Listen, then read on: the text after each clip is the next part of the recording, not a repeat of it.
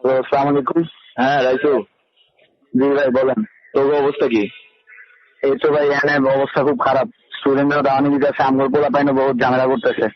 যাই হোক, শোন, ভাই বলছি। অস্ত্র সব মোহাম্মদপুর থেকে যাইতাছে।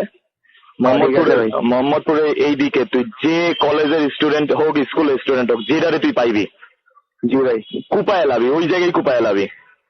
জি ভাই, আর আমগর পোলাপান উপরে তো নির্দেশ আছে ভাই, সবাই মনে করেন রেডি থাকার লাগে, বুঝছেন। এখন আমরা পোলা পাইন সব জিনিসপাতি রেডি করতেছি। আমগো বিভিন্ন জায়গার থানা অফিস গুলাতে, পার্টি অফিস গুলাতে সব জিনিসপাতি রাখা আছে। হ্যাঁ হ্যাঁ, জিনিসপত্র সব রেডি রাখবি। যাই হোক, এডা পোলাও যেন বাচ্চা থাকতে না পারে। ভাই এটার ব্যবস্থা করতেছি ভাই। কোন কলেজ স্টুডেন্ট যদি এক লগে দেহস, ওই জায়গায় এক লগে অ্যাটাক দিবি। ভাই সমস্যা নাই ভাই, ইউনিফর্ম দেখলে কোনো চার্জারি হইব না। ফাইরালাম। এটাই, মাল যাইতাছে, রেডি থাকিস। ঠিক আছে ভাই।